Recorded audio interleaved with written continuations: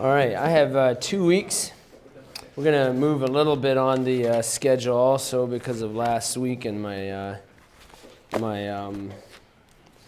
had to do the film last week. I was planning to do that in 2 weeks after the test. So anyway, things are getting switched around a little bit, but I'm planning on doing Mormonism in 2 weeks. A lot of what we have to deal with the Mormons obviously is about their beliefs and their founding and so on, but also we want to show you how to talk to a Mormon and what to say to them. Again, you're not the one that's going to change or get a Mormon saved. You're not the one that does that. It has to be the Holy Spirit. But there are certain things that you can say that'll at least get them to think, and that should be your goal. It's really not your job to save them anyway, but it is your job to tell them and be prepared and equipped to make them, to get them to think. And so, a couple things that we'll give you some pointers for that next week. An early Mormon apostle named Orson Pratt. If you look at Mormonism at all, you'll see that name come up. He said this of the Book of Mormon. The Book of Mormon, of course, is the Joseph Smith translation that he made from those wonderful golden tablets that he found, that he was given. The key to finding those, anyway, was from the angel Moroni. But anyway, Orson Pratt said of the Book of Mormon, quote, "This book must be either true or false. If true, it is one of the most important messages ever sent from God to man." Of course, that's what he believed. "Affecting both the temporal and eternal interests of every people under heaven to the same extent and in the same degree that the message of Noah affected the inhabitants of the old world." That is if it's true. If it's false, now here's the key, an interesting thing. Here's a Mormon apostle. He said, if the Book of Mormon is false, it is one of the most cunning, wicked, bold, deep-laid impositions ever palmed upon the world, calculated to deceive and ruin millions who will sincerely receive it as the Word of God and will suppose themselves securely built upon the rock of truth until they are plunged with their families into hopeless despair. Well, that's what I believe about the Book of Mormon. Okay? It's very true. He said if this is false, it's going to destroy millions of people who think it to be the Word of God when it's really not. He went on to say, the nature of the message in the Book of Mormon is such that if true, no one can possibly be saved and reject it. But if it's false, no one can possibly be saved and receive it. Therefore, he goes to say, every soul in all the world is equally interested in ascertaining its truth or falsity. End quote. So, they understand that this Book of Mormon, the message that's there, it's either, if it's true, it's very, very important. If it's false, it is a huge deception that'll destroy lots and lots of people. Okay? John Smith is author of a book called Witnessing Effectively to Mormons.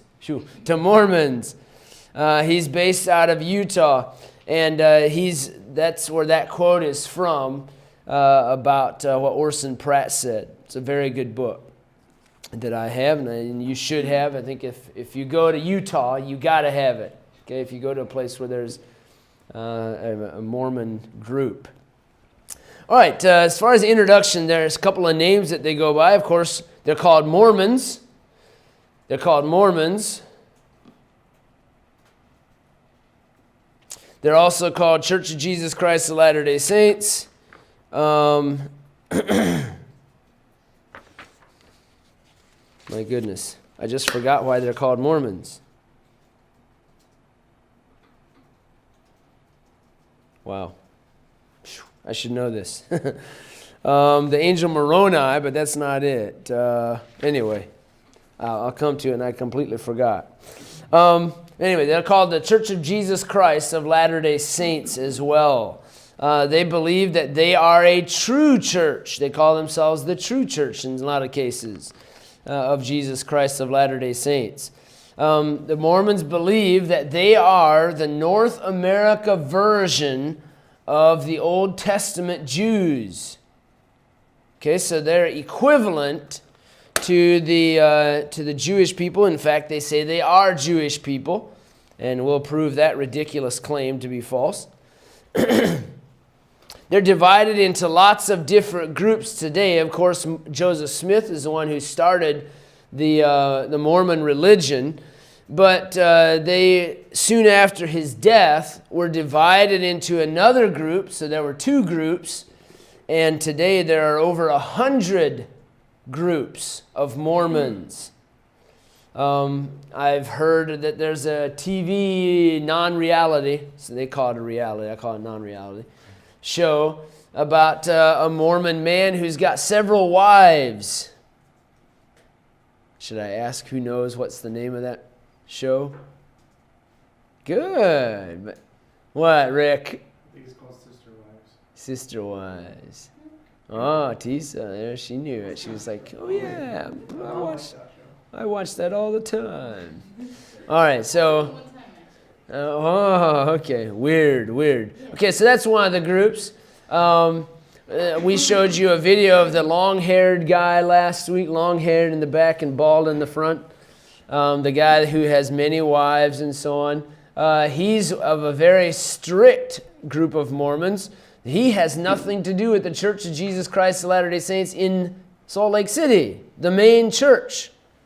So he has nothing to do with them, or they have nothing to do with him because he's so extreme. So there's many different groups, yes. Like when you say groups, do you mean like clans or whatever, or they have different beliefs, but they're still Mormon? Okay, yes, they're still Mormon, but they are more conservative or less conservative. Some of them, like that one that I just mentioned, he believed still very much in polygamy, whereas the official Mormon church based out of Salt Lake City, Utah, does not claim to believe in polygamy anymore, which we'll look at that later. If you're going to be a Mormon, you have to believe in polygamy. It's there. I mean, it's all through there, because Joseph Smith was a polygamist, and he believed it, and he wrote the Book of Mormon. So, all right, the two largest divisions, one is based out of the Salt Lake City, Utah. That's the largest, Church of Jesus Christ of Latter-day Saints, headquarters there. The other second largest, is based out of Independence, Missouri. And this is called the Reorganized Church of Latter-day Saints. The Reorganized Church of Latter-day Saints. Yes? Sarah, where was the first one located? Utah, Salt Lake City. Independence, Missouri. Very good. Yes, Barrick. What is the midpoint between Salt Lake City and Independence? 2/3 point. Yeah. That's I mean it's confusing to me in a sense because it seems confusing. Like, how would they not get confused? Because when we were out there, you look around, you could stand in one spot and literally, you could look around and see white steeple, just everywhere, 8, 10, 12 of them just, within a mile of each other. And they, talking to the people, they say that basically, if you live, within this certain area around this church, that's the church you go to. But if you leave that church and go to a different one, these people in this church will all but disown you, because you move to a different church, or you go to a different church and you live in this area. And it's like, so how can you, entirely... So you're saying they had, if they even moved to a different area and started going to a different church, they were ostracized? I think it's if they live in the area and they go to a different church. Yeah. Okay, no, I can kind of, they are sectioned off into congregations. And I can kind of understand it because that's what the Amish do. Yeah. So if they don't want too many people going to one church, so they'll have, when there's too many people, and this is what the Jehovah's Witnesses do as well, the Kingdom Halls, when they get too many people, they split off and they start a new one. So whoever lives around that one's supposed to go to that one. it just seemed like, you know, what I was told was the people in that church, once, you know, those people move or leave or whatever, it's like they disown them, they have nothing to do with them, which kind of just, if you believe the same, how can you do that? You know, I mean, in my mind. Yeah, I don't know about that. I mean, I don't know that that's exactly the way it works. Yeah. So, okay. All right, so lots of different groups of Mormons. Who was the guy a couple years ago who got put in jail? He might have been a little different. Warren Jeffs is the name, I think. I don't remember if he was a Mormon, but he was of the same stripe, you know, that he believed he was the second coming of Christ, and he had many wives and girlfriends and teen brides and all this kind of junk. So, all right, we got to move on. Their influence. They are a very powerful corporation. Let me just address a couple of things. First, they have a lot of missionary activity. A good young Mormon will go be a missionary for 2 years. 2 years. And a missionary doesn't necessarily mean going to a foreign field, even though a lot of them do. But they'll go somewhere, and of course, you know, they're typically known for riding bikes around and doing their mission work that way. They claim they have, this is about 10 years ago, they said that 65 to 70,000 missionaries actively engaging in proselytizing activities throughout the world. According to a U.S. News and World Report about 10 years ago also, they had described it as an aggressive missionary program that enlists more than 60% of their young Mormons. So their teen group, as they graduate from high school, if you will, they're going off to be missionaries. 60%. It's a lot. Yes? Last year when we were visiting with Bart, me and Sean, there was two. They looked like they were right out of high school. And they said they were doing their missionary work. They had backpacks on. They were Sure. Mormon. Yeah, they looked very young. Sure. So that's interesting. We had a couple, about 7-8 years ago, we had a couple of Mormons come in here on a church service one night. Just came in, sat down, clearly dressed like Mormon. I think they had a name tag and everything. And they're sitting there. And we say, okay, welcome. This is a Baptist church? Come on in. So they got preached at. And a couple of people asked them a few questions and things, and they never responded much, but still. They boast of a 10 million membership. U.S. News and World Report said in 2002, almost exactly a year ago, or 14 years ago to the day, January 28th. Wow. They said that the state of Utah is 70% Mormon. 70%. I don't know how many people live in the state of Utah, but obviously several million people. 70% just there in the state of Utah. Many companies out west in Utah and Idaho and Wyoming and so on are Mormon-owned companies, food chains. Food chains. Is that right? Yeah, that's right. But it sounds like the food chain, which I hope not to ever be a part of, except I guess I'm on the eating end of it, right? Not the other's end of it. As far as their wealth, let me just mention to you several things you might have known, or maybe not. In their magazine called 1999 Mormon America, The Power and the Promise, 2 journalists estimated the church's assets at $25 to $30 billion. That's the church's assets. They have an annual revenue, they believe, of $6 billion. Revenue. You realize our church is not in the revenue-making business? Neither is yours. At least $5.3 billion of that comes from member contributions. Member contributions, giving to the... And of course, that would be much more than just their offering, even though that'd be a big part of it. It'd be also estates and inheritances and so on. 1991, long time ago, Time magazine reported, in business terms, the church is an $8 billion a year conglomerate that employs about 10,000 people. Comes from the Encyclopedia of Cults and Religions, page 278. Ankerberg, I'm not for sure who that is. Sorry, I can't back that up. He said, for example, the church owns real estate management and trust holding firms, which alone have assets of $2 billion. It has owned, or it owns presently, or has owned in the past, 5 insurance companies, a newspaper, 2 TV stations, a chain of bookstores, a shopping mall, 11 radio stations, hundreds of thousands of acres of farmland, skyscrapers. They're a large stockholder in Utah Power and Light Company, which has assets over $1 billion. They run several colleges, such as BYU, Brigham Young University. 60 language departments, enrollment of over 30,000 students, schools, factories, businesses. Bonneville International Corporation is owned by Mormons, wow. The Zion Securities Corporation, Desert Ranches of Florida, 315,000 acres near Disney World, estimated well over $1.5 billion in value. They own the Marriott hotel chain. They make lots of money.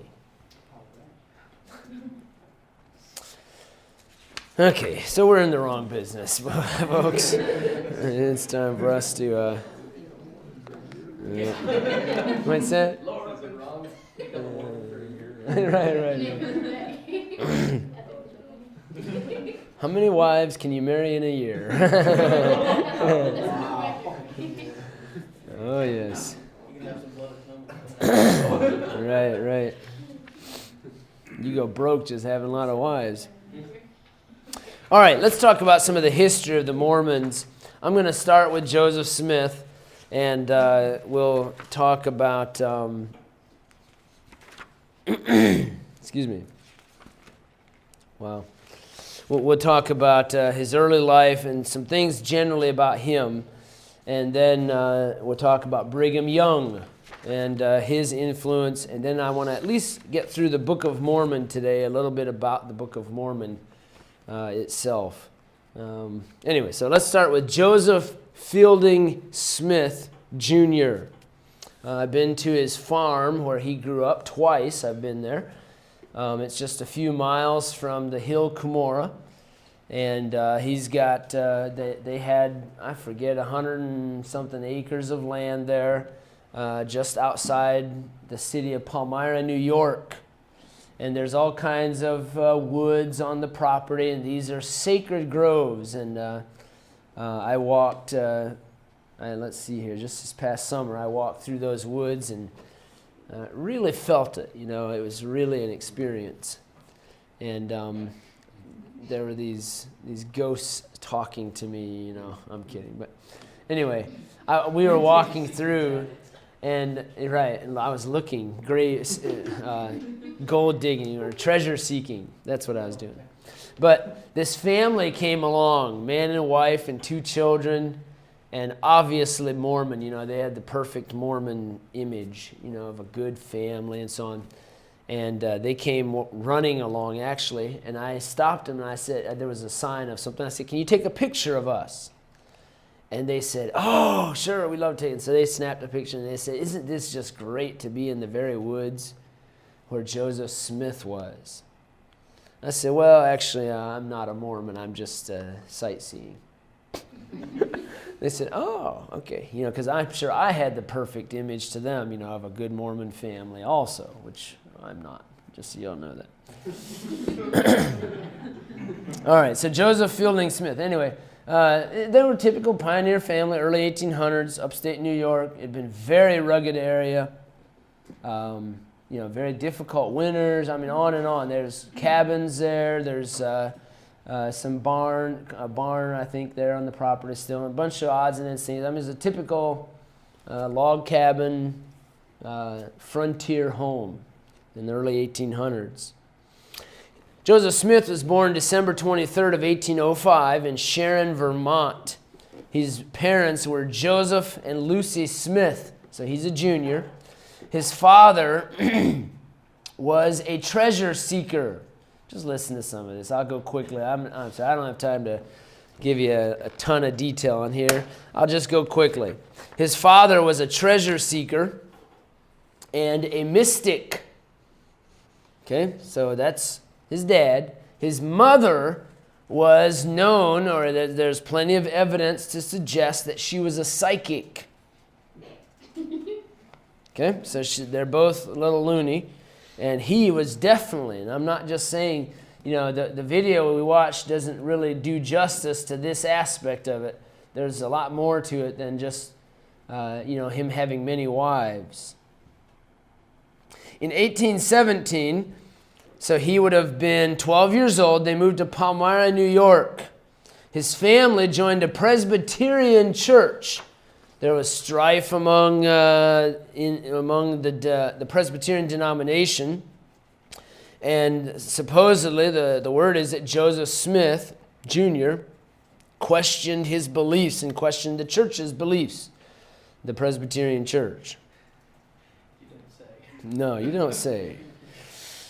So, as a 15-year-old in 1820, early spring, he was out in those sacred grove of trees meditating on James 1:5. This is according to Joseph Smith's own account.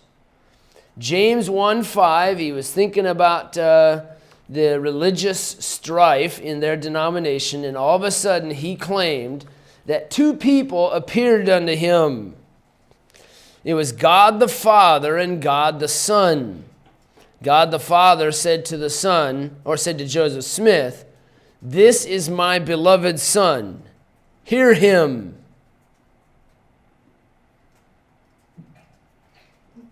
Okay, there's only one person who that was said to, and that was Jesus. So anyway, Joseph Smith said that this happened. So, the father and the son proceeded to tell Joseph Smith, he's a 15-year-old, when this happened, he claimed, that they were denouncing all sects of religion. Joseph Smith said, quote, "All their creeds were an abomination in his sight." Okay, so that's 15 years old. At 18-year-old, September 21st, 1823, he claimed that he was in bed, in his cabin there at home still, 18 years old, and an angel named Moroni appeared at his bedside and told him about some golden plates that had been deposited in the hill of Cumorah a few miles from there. So, the next day he got up and he went to the hill Cumorah and he found those golden plates. I had better pictures of the hill Cumorah this past summer, and then my son got this great idea of washing my phone, so I don't have those pictures anymore. But this is on the top of the hill Cumorah. This is a statue. I took this 3-4 years ago in the snow in the middle of the winter. But this is supposedly the angel Moroni. And this is about a 25, 30-foot tall statue, pillar here with a statue of Moroni on the top. It's a pretty large hill. You drive around to the north side of it and all the way around, and it circles up to the top. And they've got all kinds of stuff here that they, as a part of their history, I'll tell you a decent amount of this when we get to the deception of some of this stuff. But on this pillar, there are 4 sides, and on each of these 4, I'll show these to you, has a representation of one of the events that happened around this, finding these golden plates in the translation, the supposed translation of them. So, but this is on top of the hill Cumorah. So the next day he claimed he went to the hill Cumorah and found those golden plates. But he was not allowed to remove them. He was to visit there every year for 4 years on that day, September 22nd. So September 22nd of 1823, he found them. And for the next 4 years on that day, he went and saw the golden plates again, he claimed. Now, you saw a picture or a representation of them putting the angel Moroni, putting them in a little box thing in the hill. That's the way Joseph Smith described it. It was a little box from 1500 years earlier that he claimed he opened up and he found these golden plates. So he was to visit there every year for 4 years on September 22nd. Now, just think about this. If all of this is true, and if people have questions about it, the easy thing to do is to produce these golden plates. Anybody can inspect them. You can check them out. And this is what it said. Okay? Joseph Smith has a very small group of people who claim that they have seen those golden plates. I'll tell you about them in a bit. 8 witnesses that he claims. So he's got several people who say, oh, I saw them. I saw them. And they definitely said what Joseph Smith said. But where are they? Can we look at them? No, can't look at them. We have old copies of Scripture that literally say the same thing as this. They found them in the Dead Sea Scrolls. Okay, can you check them out? Yes. Can you go and see them at museums? Yes. If you're an ancient language expert, you can go and check them out for yourself. Not check them out. Just check them out. They will not let you check them out. All right, so you understand how ridiculous this is. So Joseph Smith, boy, he had it set up to where he had certain people. He said, these are my witnesses. They saw them. Hey, that's pretty solid evidence. So do some cross-testimony and find out if they actually saw them. Find out who it was that saw them. Would there have been an ulterior motive for them saying they saw them?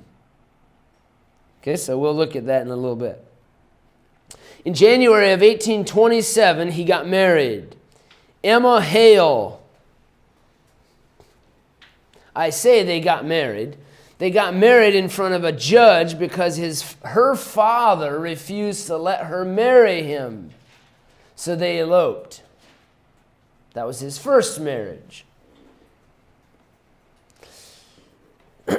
Joseph Smith had been convicted. And I don't know exactly the big deal. I'm sure in our day and age they wouldn't get convicted for this. But he'd been convicted of using peepstones somehow illegally to find, I don't know if he thought he was some kind of mystic, to be able to tell the future. Anyway. Spiritism, peepstones. So they eloped and they got married anyway. Finally, in 1827, September 22nd, this would have been the 4th time that he had gone to see the plates. He was allowed to take those golden plates. And he was able to take them home, supposedly, and translate them. I mean, these things are unbelievably valuable. You saw that the video about once they moved to Kirtland, Ohio, and those manuscripts that he bought, and those mummies, Egyptian mummies. Imagine that.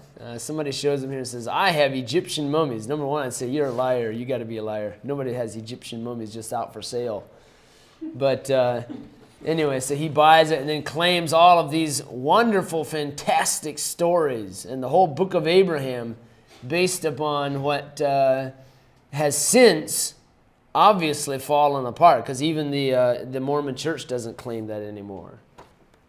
But they got the burning in the bosom that convinces them that the Mormon church is right. It doesn't matter if all the proof is against the Book of Mormon, against the Book of Abraham, which isn't part of the Book of Mormon. It doesn't matter. What matters is that they feel that the church is right. That's exactly the way that is their last-ditch effort. You prove everything else wrong to them, they're going to still say, yeah, but how can you account for that feeling that I have? Yes? What was the purpose of him returning to the hill every year? If he wasn't doing anything? He would take them and study them and look at them, is what they say. But I don't know. I mean, then finally he's allowed to take them and translate them. I forget. There is a reason, but I forget what the purpose for that was. Okay, now, he's got the plates, and he's going to translate them. Now, I'm saying it as if he did these things.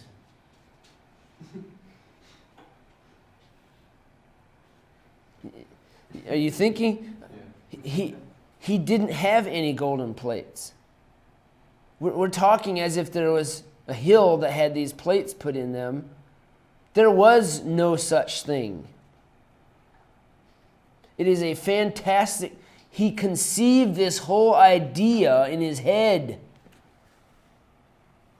It's a fantastic story about Lamanites and... I forget what all they're called. Lehites and all of these other things. Nephites. He's got all... I mean, he just developed a fantastic story. And who was I talking to on my way out last week? How much of the King James Version is in the Book of Mormon? Big sections of the Book of Mormon are almost word for word King James Version.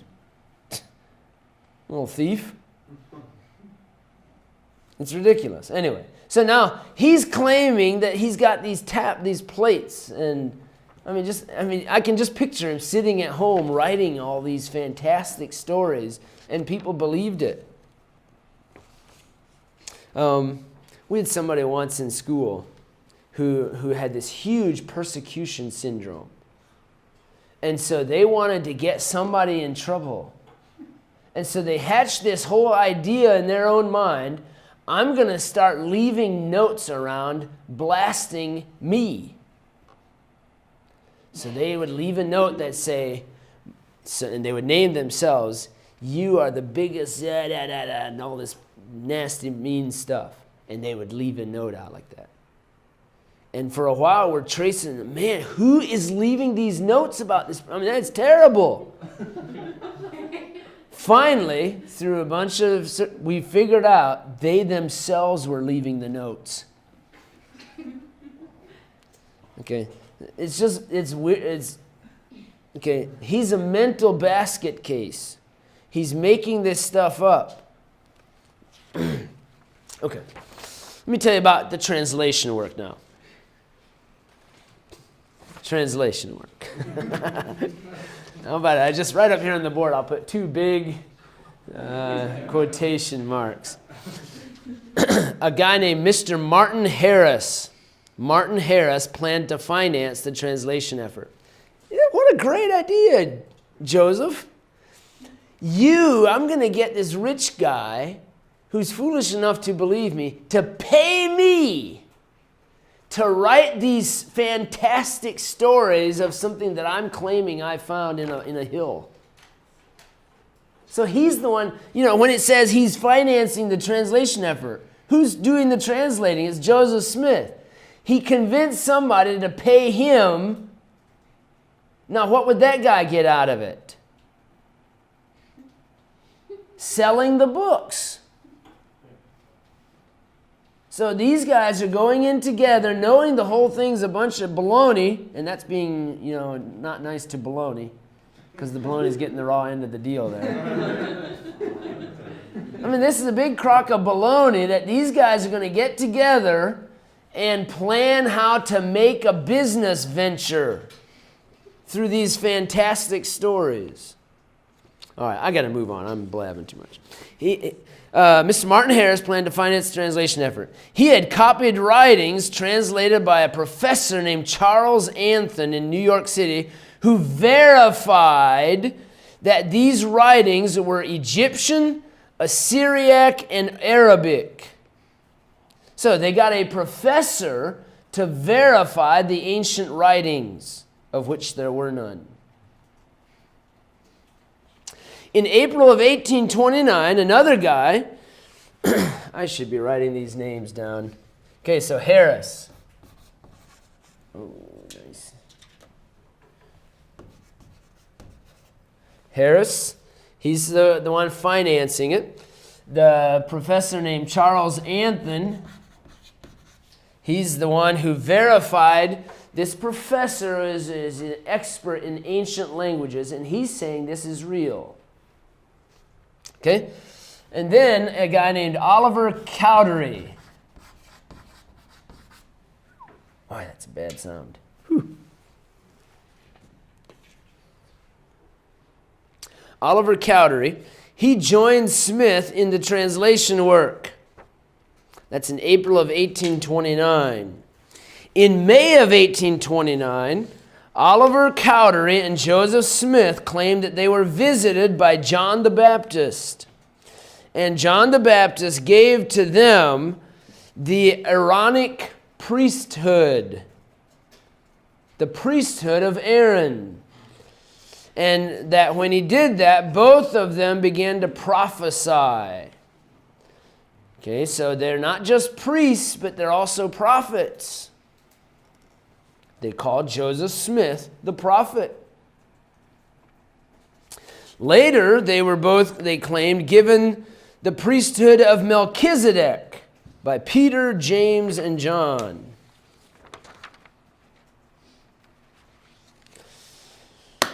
Okay. Here's a picture out in those sacred grove of trees of of Joseph Smith out there as a picture. This is a picture of a stand out in those trees that I took. Here you can kind of see the stand with the snow around it. But anyway, it says, in the spring of 1820, Joseph Smith entered this remnant of an ancient forest. Well, of course, all forests are ancient, right? I mean, they've been there longer than you and I, so they're ancient. He entered here to kneel in prayer. The vision he beheld of God the Father and his Son, Jesus Christ. That's that vision where the Father said, this is my beloved Son. Where Jesus Christ and his Son Jesus Christ, they initiated the restoration to the earth of the fullness of the gospel of Jesus Christ. Joseph Smith said, I had actually seen a light, and in the midst of that light I saw two personages, and they did in reality speak to me. I had seen a vision. I knew it, and I knew that God knew it, and I could not deny it. That's in the sacred grove of trees. I want to talk about the witnesses that Joseph Smith claimed saw these things. Okay, here's on the side of the on the side of the pillar. One of those sides is a big thing here, 3 or 4 feet in height and width. Of the 8 witnesses who saw the golden plates, who they claimed they had actually seen the golden plates. There's also another time of 3 witnesses who claimed that they saw the golden plates. So the 3 witnesses, let's talk about them first. The 3 witnesses are Oliver Cowdery, okay, Martin Harris, and a third guy named David Whitmer. So Whitmer, Cowdery, and Harris. These 3 men said that they saw the angel Moroni with the plates on one of the occasions when when Joseph Smith went to get these. Okay, now let me just mention a couple things here. Mormons themselves, later, in their lifetime, Mormons themselves said this about Cowdery and Whitmer, that they were nothing but counterfeiters and thieves.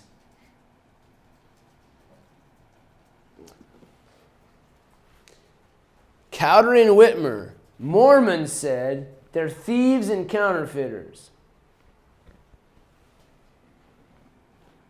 And the third guy, Harris, Martin Harris, the financier of this whole thing, he's got a business venture. Okay, here's what he said. Okay, now, later on when they traveled to Ohio, they had an actual court case to determine some of the validity of these things. There was an actual court case. And on I almost said on the throne, on the witness stand, here's what Martin Harris said about this translation process and about what he saw in those plates. Okay, now he's one of the witnesses listed by Joseph Smith. I'll read for you exactly what he said on the stand. When he was pressed with jail time if he lied under oath, he said this: "Why, I did not see them as I do that pencil case. Yet I saw them with the eye of faith.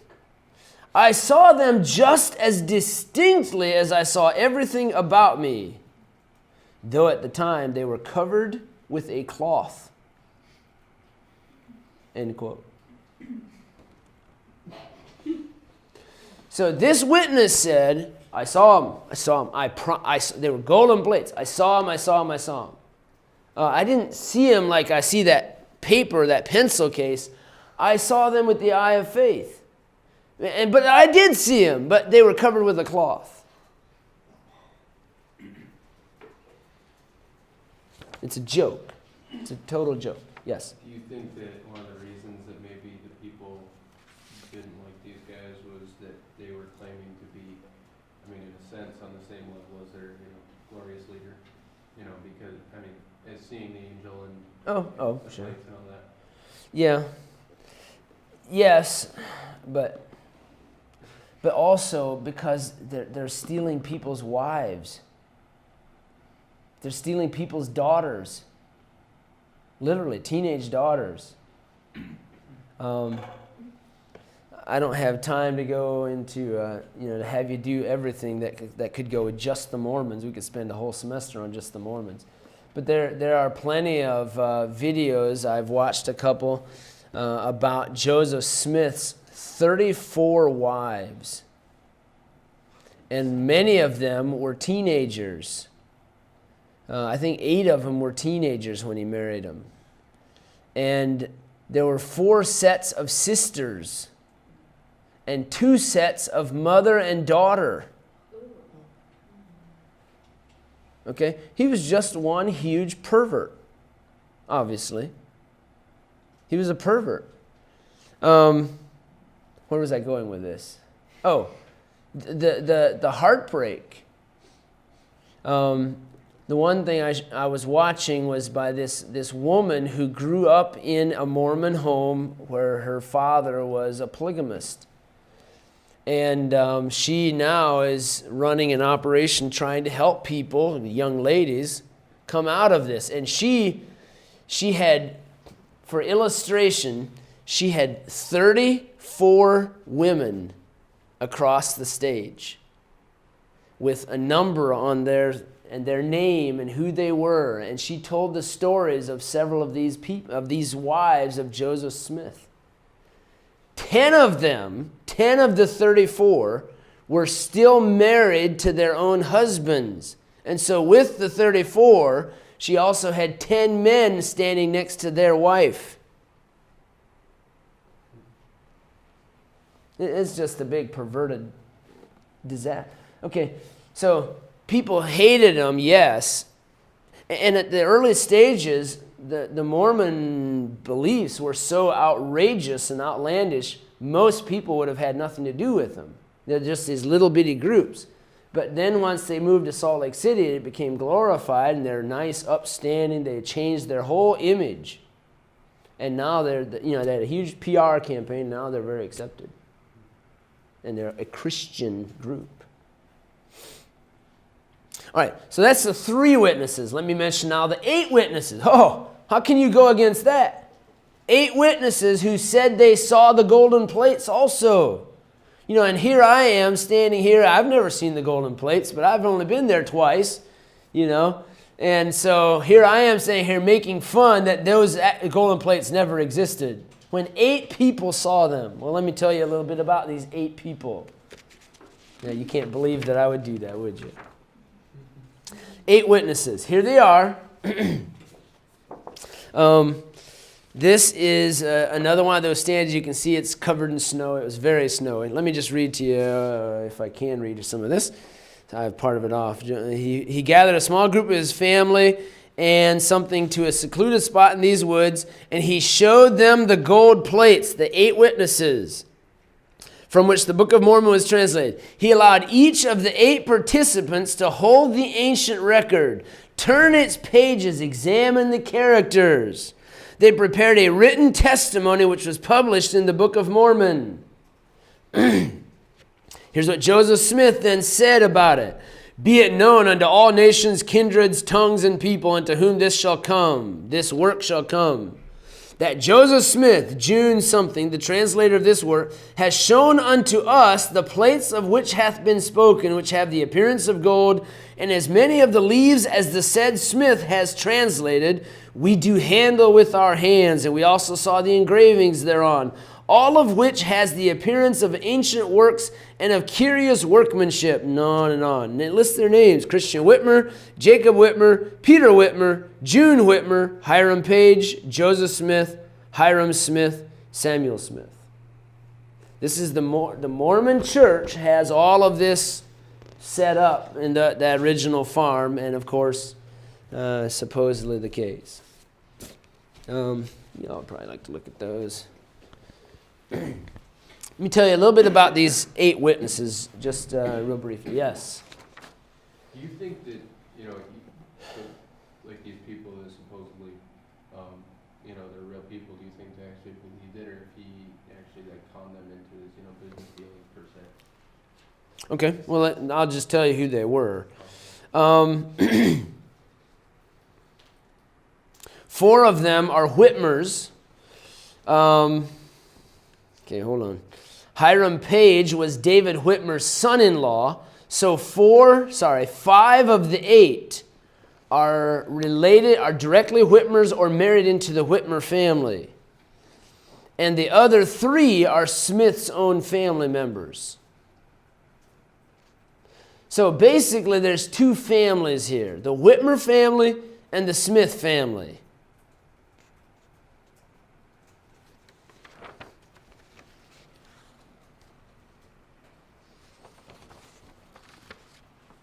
Okay?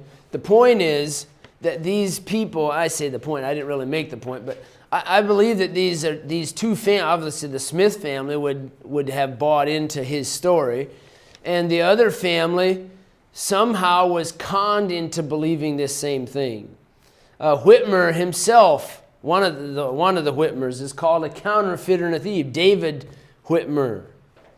I forget the connection. I'm thinking there's another connection here. I think they were just another family who lived close by. Okay, let's move on then. The founding of the church. In May of 1830, the Book of Mormon was published at Harris's expense. Supposedly he had to mortgage his farm to get the money to publish the Book of Mormon. May 26th, 1830. The Church of Jesus Christ of Latter-day Saints is the official name of the church. That church was organized in 1830 as well in New York.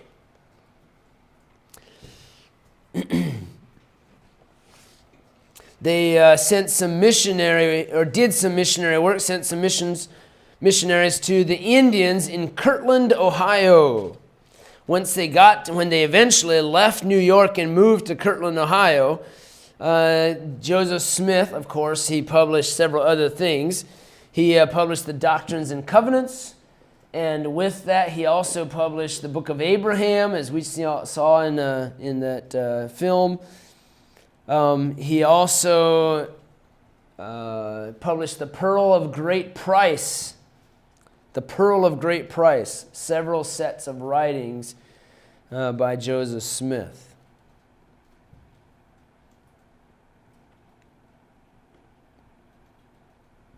All right, now let me just quickly run through a couple other things, events. Many Mormons, I say many, relatively speaking, some Mormons moved on west to Independence, Missouri. Joseph Smith called Independence, Missouri, Zion. Zion. Oh, yes. Want to move to Zion. They were attacked in June of 1831 by some mobs. Everywhere the Mormons went, they were attacked by the locals. In Kirtland, Ohio, their experiment there failed in 1838. And they moved to Nauvoo, Illinois. Nauvoo, Illinois. Of course, we saw in the video, what does Nauvoo mean? Anybody remember? It's from the Hebrew. Beautiful something. On the banks of the Mississippi River there. Nauvoo, Illinois. They built a temple and a missionary activity there. While he was there, Joseph Smith announced his candidacy for the President of the United States. And of course, Sidney Rigdon, who was his right-hand man, also had many wives and all kinds of problems there. He would be his sidekick. I mean, his vice president. All right. There at Nauvoo, there was an anti-Mormon newspaper called the Nauvoo Expositor. The Nauvoo Expositor. And in that newspaper, they accused Joseph Smith and the Mormons of several things. One, gross immorality with all their polygamous relationships. And by the way, they shared wives. I mean, it was just a horrible mess. Several of Joseph Smith's wives, when he died, when he was killed, Brigham Young married them. And when I say that's a separate thing from the wife sharing. I'm saying that when they were still married, they shared wives like crazy. It was a huge mess. The newspaper also accused the Mormons of counterfeiting and sheltering criminals, fleeing from justice, all kinds of things. So, Joseph Smith had his own militia. He called it the Nauvoo Legion. Shouldn't have named him that.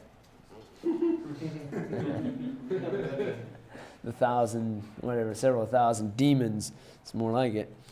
And his militia went into that newspaper office and burned down the newspaper office and beat up the press that was printing it. So they were arrested. Hiram Page, Joseph Smith, they were arrested and jailed in Carthage, Illinois. Not too terribly far from there. I've been through Carthage. Back then I didn't know anything about this. June 27th of 1844, a mob attacked the jail and shot Joseph Smith and Hiram Page to death, and they became martyrs for the great cause. All right. By the way, that is the end of Joseph Smith. Thankfully. All right, the life of Brigham Young. Let's move on. Life of Brigham Young. He was with Joseph Smith from Kirtland, Ohio on, it's believed. And so he quickly ascended through the ranks and became the obvious choice for the leader after Joseph Smith. Yes? Brigham. Brigham. Brigham Young. When Joseph Smith was killed, Brigham Young was actually on a missionary tour to England. And so when he heard about the death of Joseph Smith, he came back and they made him the next leader. He was the president of he was the president of the 12 apostles of the church. One thing about the Mormon religion is that they have 12 apostles. And to this day, there are 12 apostles of the Mormon church centered out of Salt Lake City. His main rival was Sidney Rigdon, but they chose Brigham Young as the leader. He had 11 days of formal education. 11 days. So, and they name a college after him. Unbelievable. Yes.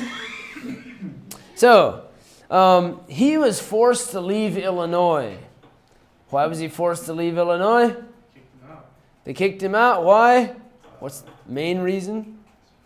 What's his name? Well, there's several main reasons, but yes? I can't think of his name. I want to say Peter. No, it's I'm not sure which way you're headed.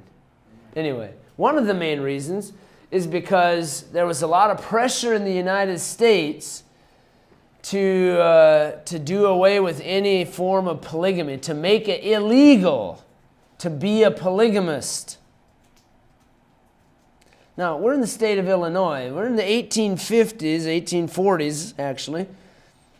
The state of Illinois is not necessarily, I'm not saying it's settled, but it's not necessarily a wild frontier anymore. Okay, so it's anyway, so for him to move further west, of course, he's completely leaving the jurisdiction of the United States government. The territory of Utah, it was already a part of U.S. territory, but it wasn't a state. And so the laws against polygamy didn't apply there. Now, I'm sure there were other reasons. I don't know exactly what you're thinking of, but there were other reasons why he went west. I was thinking of, I had read before that a lot of what was going on in Illinois was because of Peter Cartwright. And you ever heard of him?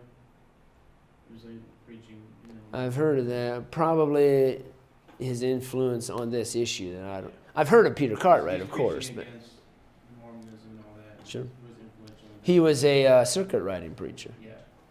And recently Illinois apologized to the Mormons for kicking him out. I believe it. Like the Catholics apologized to the city of Constantinople for destroying him 1,500 years ago. All right, so they were forced to leave Illinois. They went west. The journey is talked about in Mormon lore. It was a great sacrifice that they made to go west.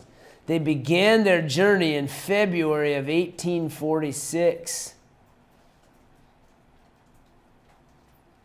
Okay, it was cold, very uncomfortable.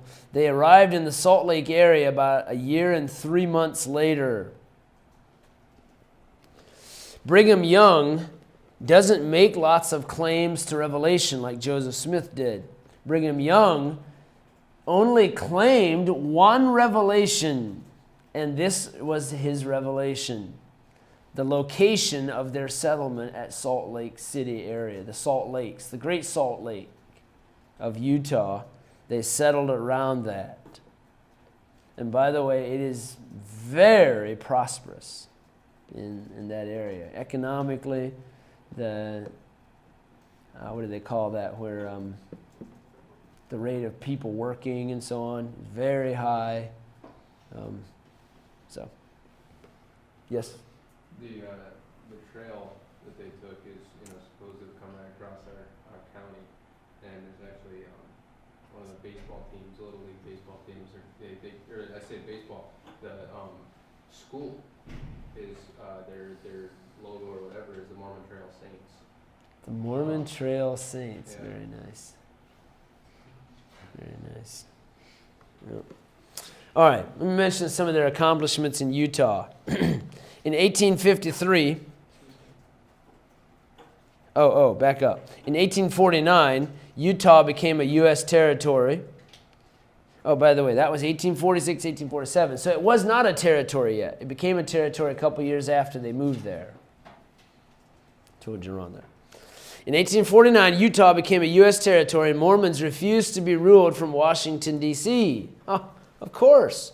The main issue was the polygamy issue. No, they claimed it was that they didn't want to be told what to do by the government. Why didn't you? Because of the polygamy issue.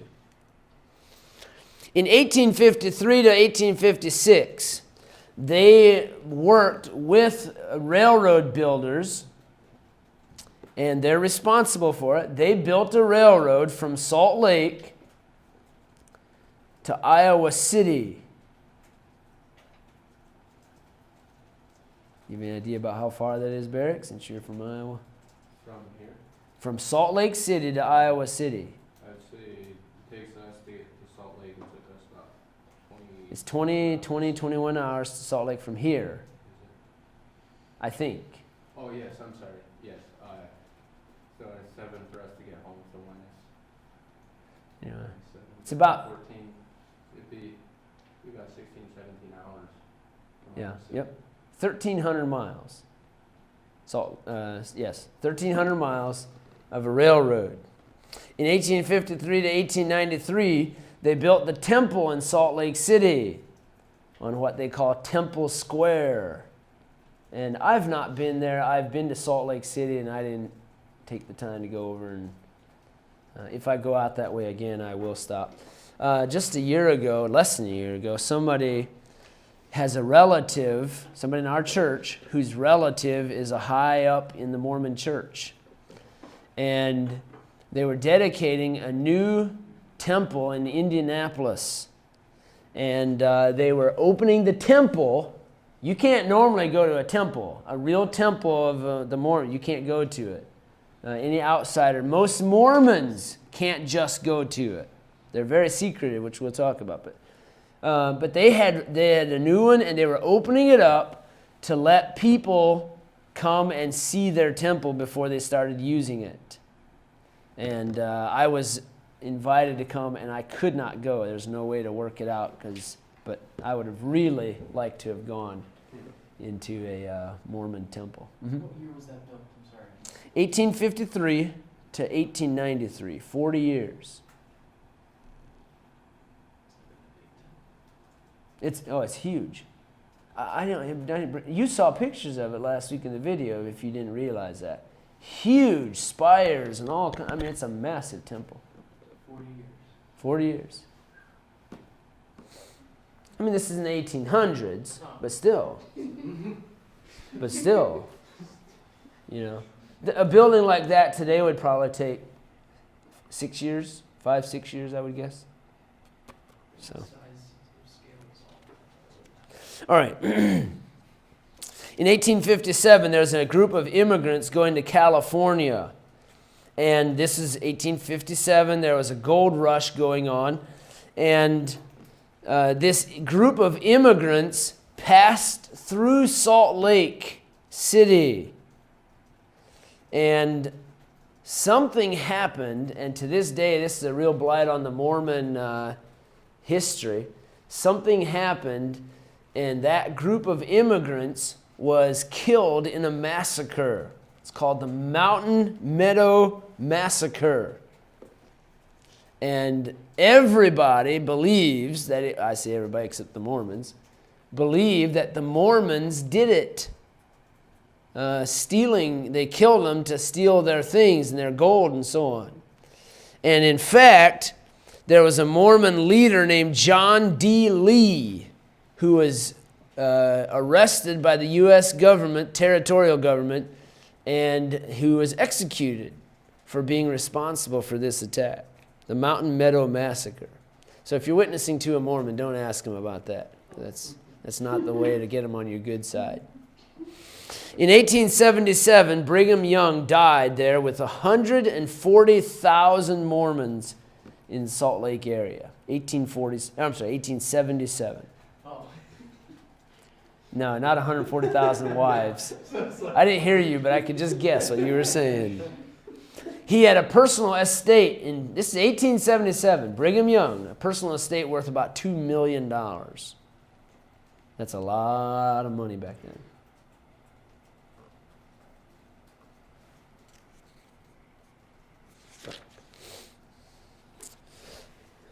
Okay.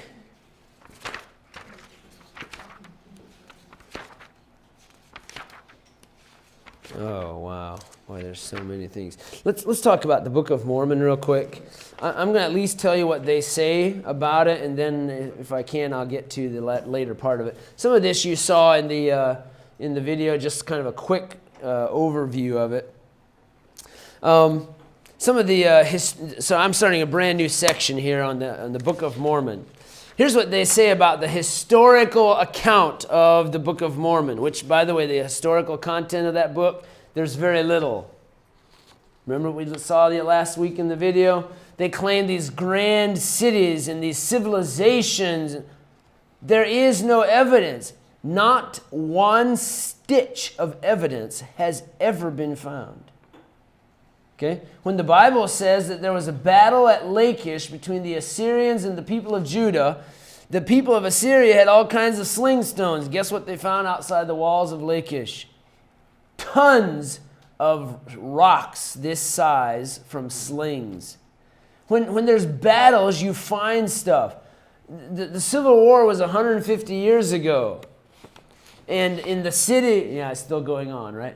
Yeah, and in the town where we grew up, Palmyra, Missouri, not Palmyra, New York, Palmyra, Missouri, they still find stuff out in the fields. Just a couple years ago, they found a cannonball out working the field, and up comes a cannonball. There's always, when there's battles, there's things that are left there. There's swords, there's something, there's chariot wheels, or Smith claimed all these chariots and fantastic stories, and there's not one piece of evidence of these historical civilizations that he claimed existed.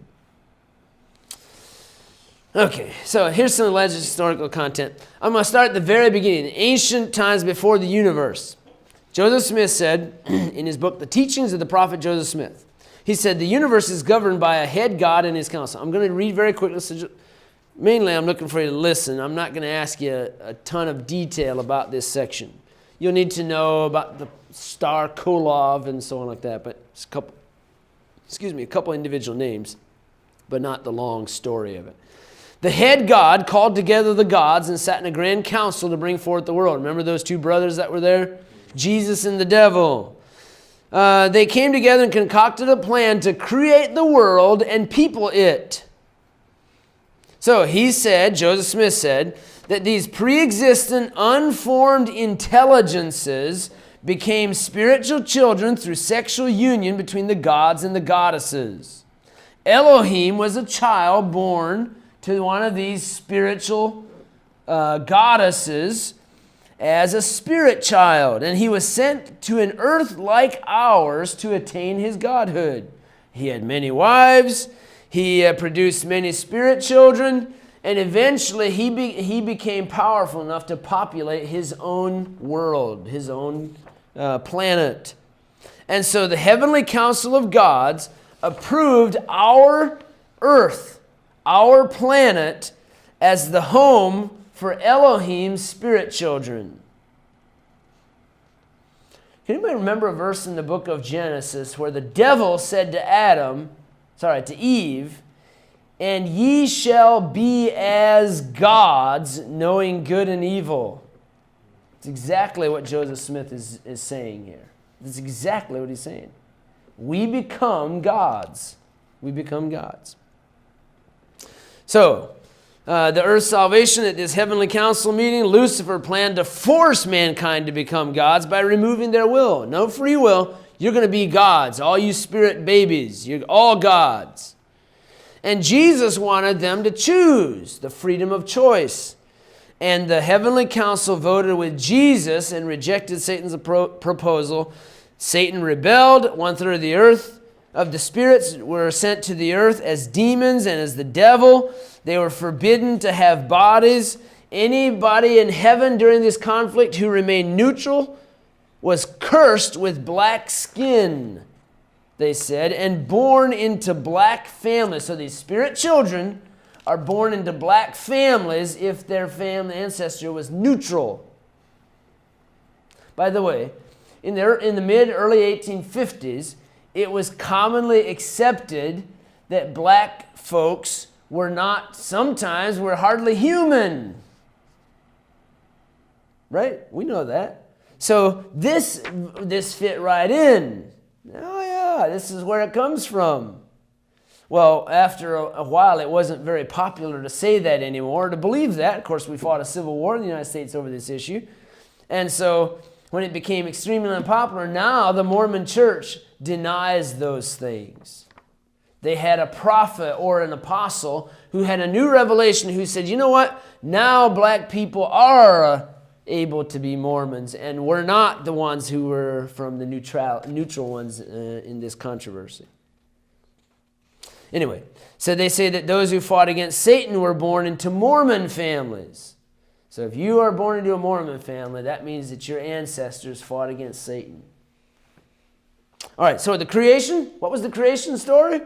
Here's how man, Adam and Eve, came to be in this world. Elohim and one of his goddess wives traveled to earth as Adam and Eve and started the human race. Had many, many, many, many human babies. Elohim as Adam, and one of his goddess wives is Eve.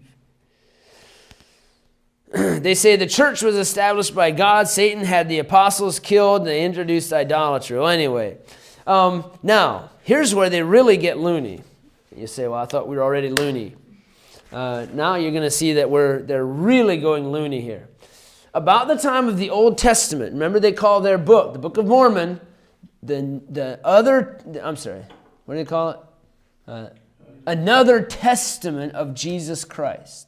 Another testament, which I can't say that without saying Galatians 6:9. If there come any unto you and bring another gospel, another testament. Anyway, so about the time of the Old Testament, the stories of the Jews, they say that there was a split off, and here's where it's just fantastic stories from this point on. So I'll give it to you real quick, and hopefully give you enough time to laugh it off a little bit.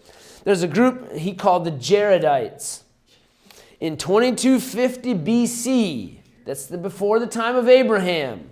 So this is the other side of history that you never have heard about. See, this is this side. Everybody knows this side of history having to do with the Middle East. But the other side of history, man, they branched off and came to the Americas. And, that's the rest of the story, in Paul Harvey's words. So here's what he said. They left the Tower of Babel in 2250 BC. And they traveled on 8 airtight barges with holes in the top and the bottom for air, of course. That's what he said. I always laugh. 8 airtight barges with holes in the top and the bottom for air. They established a new colony in the Americas. And those colonies soon rebelled and fell into idolatry. And that's why, any civilizations that we know of in America, in the Americas, North and South and Central, there's a civilization down in Peru, there's civilization in the Andes and Chile and all the way up through the Central America and Mexico City, the big, pyramid type things, and on into even North America. There are civilizations that there are some evidences of. Now, they don't say those are Mormons because there's no Mormon connection at all. But they say, see, those civilizations were there, and so was this civilization. They were all there. Okay, those have evidence, yours doesn't. Anyway, so eventually, because of their idolatry, God destroyed all the Jaredites. The last survivor was a man named Ether. He was good at starting fluid. Sorry. Ether, he recorded the story of what happened on 24 plates. Now, this is the beginning of this supposed grand story of the collecting of these golden plates. So Ether had 24 plates. These are the most ancient plates. So this is at the beginning of the Book of Mormon. And he gave it to the next group of people known as the Lehites.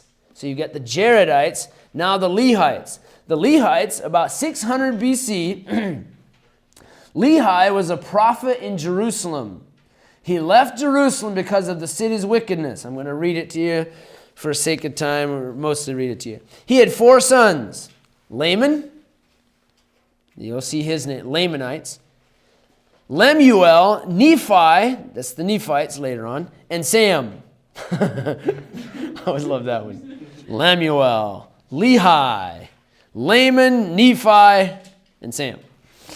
And Lehi relocated near the Red Sea.